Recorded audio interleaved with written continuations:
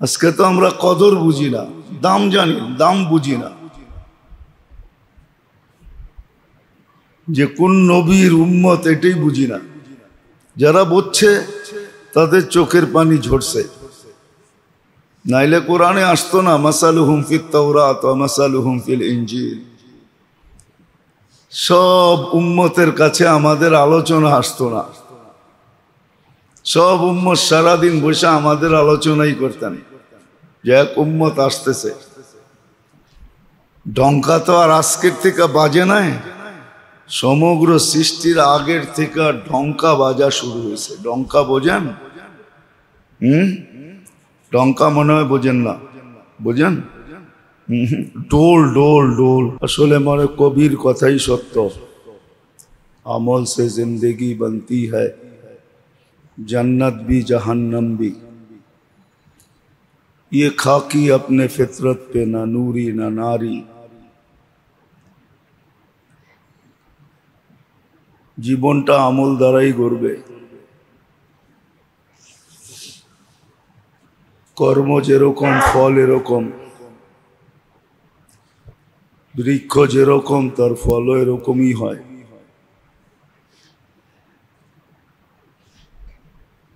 তেঁতুল গাছে তেঁতুল ধরবে, এটাই স্বাভাবিক। যেই গাছ লাগাবে ওই ফলই ধরবে। বিদায় জীবনটা আমল দ্বারাই গড়বে। আমল ব্যতীত জীবনটা গড়বে না। কিন্তু এখানে প্রশ্ন আছে, জীবন আমলটা নিজের ইচ্ছা মতো, ইচ্ছা স্বাধীনতা দিছেন বিদায় নিজের ইচ্ছা মতো করব, না এখানে কোনো ইচ্ছা আছে যে ইচ্ছা মতো করতে হবে, না এখানে কোনো মডেল আছে, না এখানে কোনো আদর্শ আছে, না এখানে কোনো স্টাইল আছে। কোন মতে আমলটা করলে জীবনটা গড়া উঠবে। আগেও বলছি, এখনো বলতেছি, কাটছাট করার পরে যতটুক জীবনই আমাদের কাছে থেকে গেল, বা যতটুক জীবনই হিসাব কিতাবের অধীনে আসবে, ওটা কিভাবে করলে গড়বে আর কিভাবে করলে কাটবে, কিভাবে করলে আল্লাহর ওয়াদা আমার পক্ষে আসবে, কিভাবে করলে আল্লাহর ওয়াদা আমার বিরুদ্ধে যাবে, এটাই সবচেয়ে বড় ভাবার বিষয়। আর জ্ঞানী হইলে ভাববে, বিবেক বুদ্ধি বিদ্যা যদি ঠিক থাকে তাহলে ভাববে। আর যদি বিবেক বুদ্ধি বিদ্যা ঠিক না থাকে,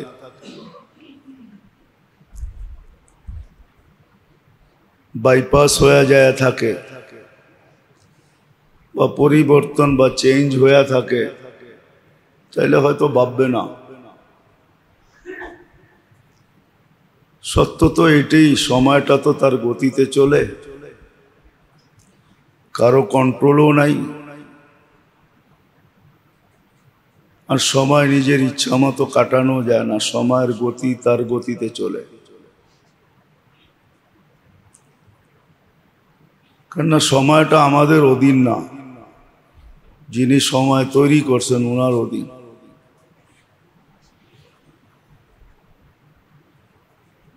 এই জন্য জীবনটা গড়ার জন্য, আর কবির কথাই সত্য, যেটা প্রথমে বললাম,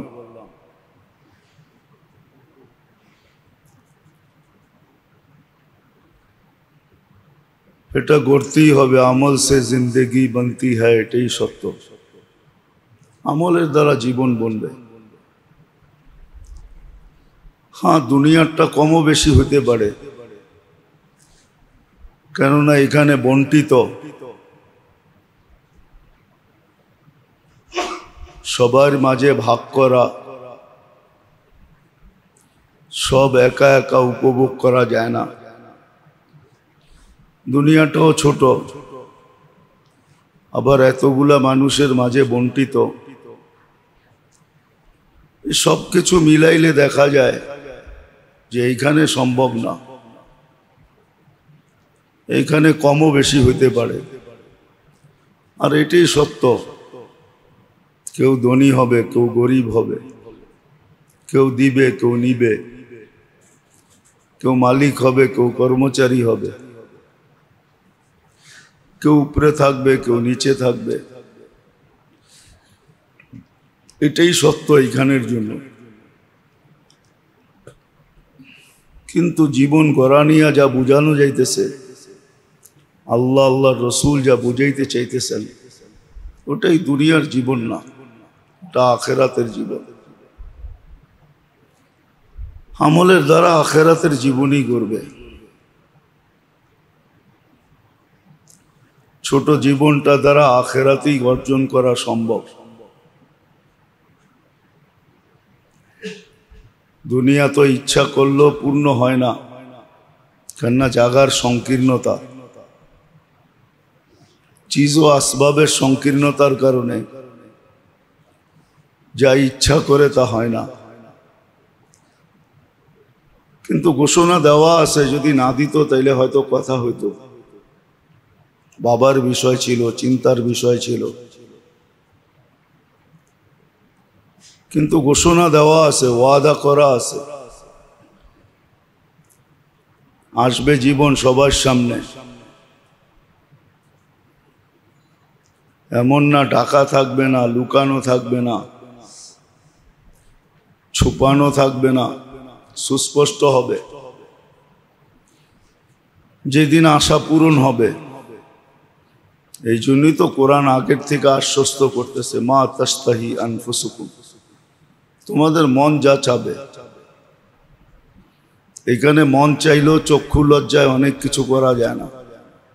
মন চায়, কিন্তু চোখের একটা লজ্জা আছে, এর কারণে অনেক কিছু করা যায় না।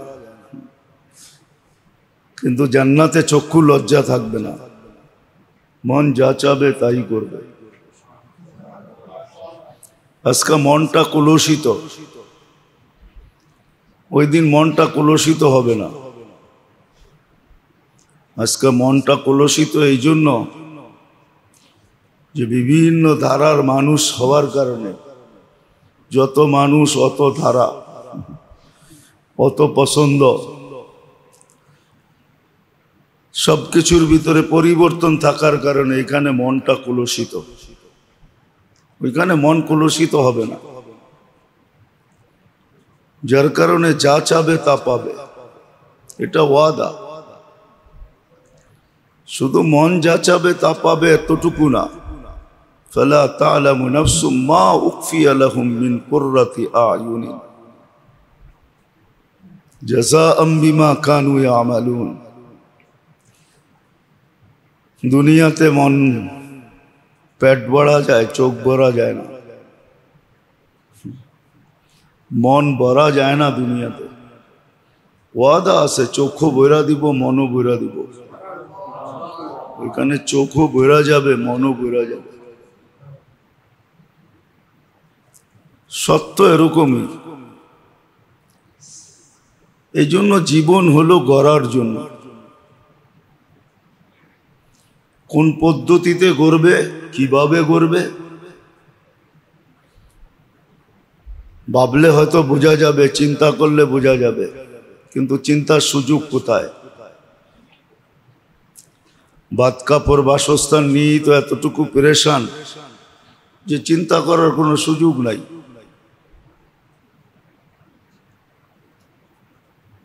নইলে চিন্তা করলে খোলার কথা যে আমল দ্বারা তো জীবন গড়বে। আবার এটাও সুস্পষ্ট, আমল অত বেশি না, আবার কঠিনও না।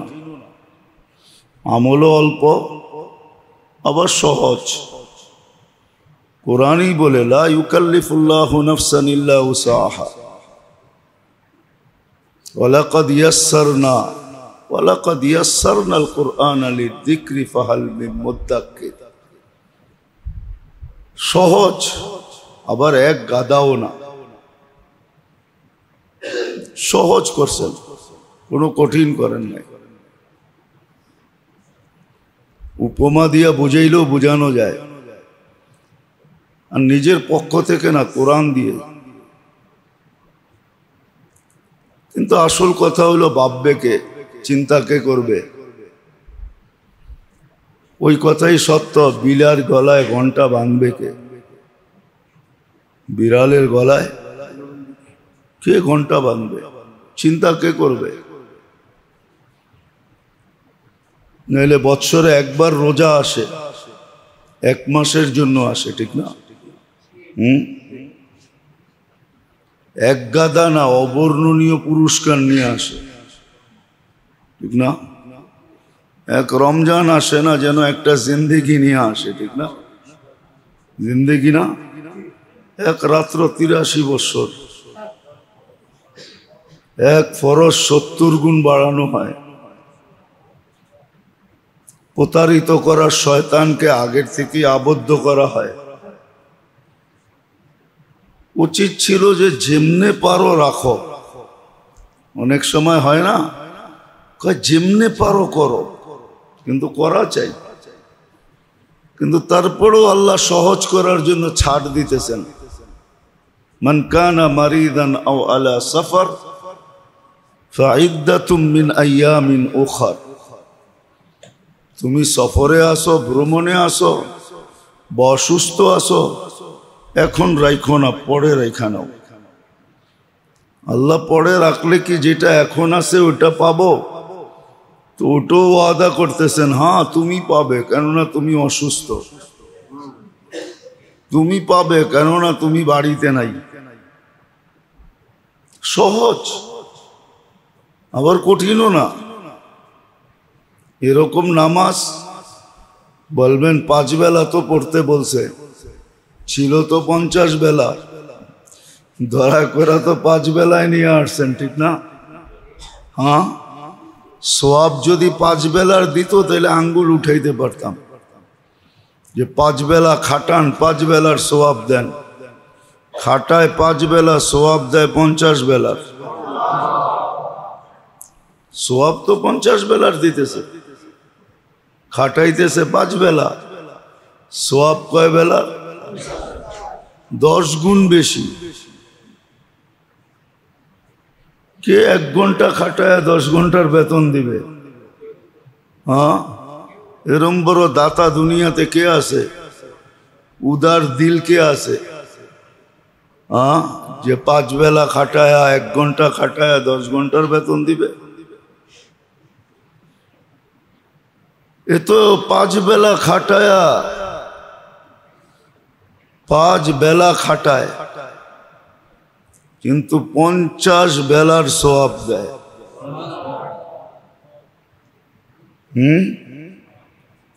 একদিন খাটায়া 10 দিনের সওয়াব দেয়। একদিন খাটায়া 5-এ যদি 5 দিত তাহলে 10 দিনে তো 50 হইতো, 5 10-এ 50। কিন্তু এখানে তো একদিন খাটায় 10 দিনের সওয়াব দেয়। হ্যাঁ, এটাও তো কম।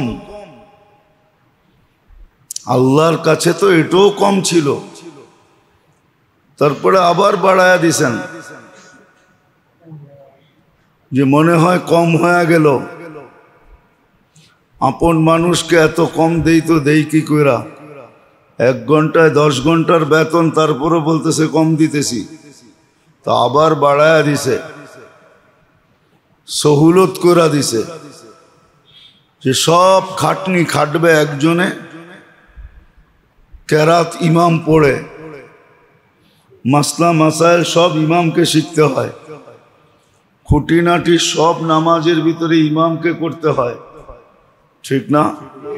হ্যাঁ, আর ইমামকে দেয়, আবার পিছনে যারা আছে সবাইকে দেয়, আবার সমপরিমাণ দেয়।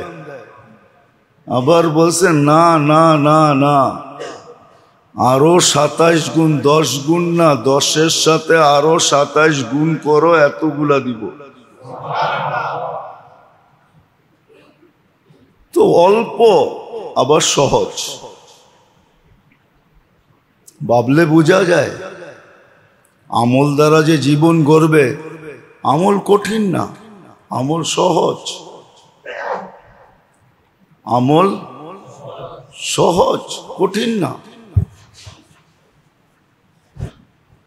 আমল সহজ, কঠিন না। সব আমলই সহজ, কোনো আমল কঠিন না। সহজ করছেন, আবার অল্প চাইছেন, বেশি চান নাই। অল্প চাইছেন, বেশি চান নাই। তো সত্য এটাই, জীবনটা গড়বে আমল দ্বারা। কিন্তু আমলের জন্য চাই কোন আমল দ্বারা করব, তো করব কিভাবে? এটার জন্য মডেল কোথায়? এটার জন্য আদর্শ কোথায়? স্যাম্পল কোথায়? কে আমাদেরকে করে দেখাবে? তো আল্লাহ নবীও দিছেন, এমন নবী, হায় হায়, সৃষ্টির সর্দার নবী দিছেন, যার উম্মত হওয়ার জন্য নবীরা পর্যন্ত চোখের পানি ঝরাইছেন। যদিও আমরা বুঝি না, বুঝবো কোত্থেকা? বাগানের মালি হইলে না ফুল চিনে, ঠিক না? বুলবুলেই ফুল চিনে, নাইলে কবি কোনোদিন বলতেন না। আর পরী ফুল চিনে, যেটা প্রবাদ বাক্যে আছে, কদরে গুল বুলবুল বেদানাত। ফুলের দাম বুলবুলই বোঝে, আর পরী বোঝে। হ্যাঁ, আমাদের সমাজের মানুষ বোঝে মাঝে মাঝে, ঠিক না? যুবকরা বোঝে 14 তারিখে, মহিলারা বোঝে মাঝে মাঝে সাজগোজের সময়, কোনো ফাংশনে যাইতে বোঝে ফুলের মর্ম, ঠিক না? এছাড়া তো বোঝে না।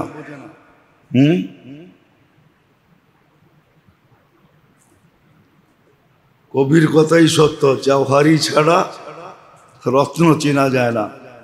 রত্ন তো ও চিনে যে জওহারি। জওহারি বোঝেন?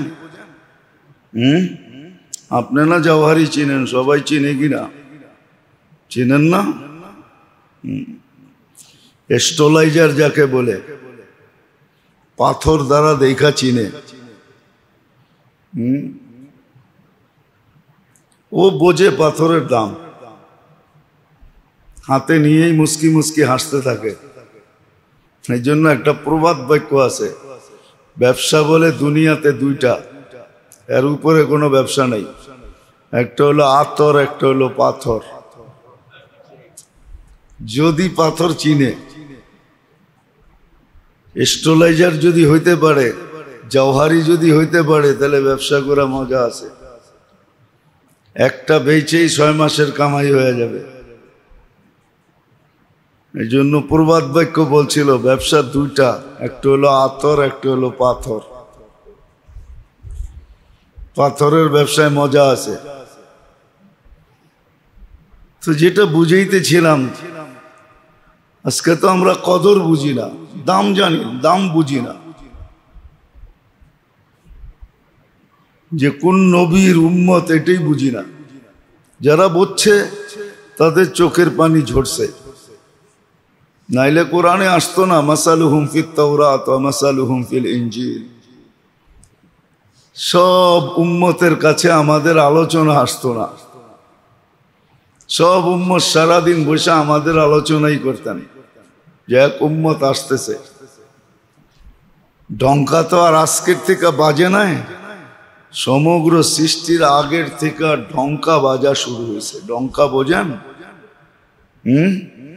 ডঙ্কা মনে হয় বোঝেন না, বোঝেন? ডোল ডোল ডোল।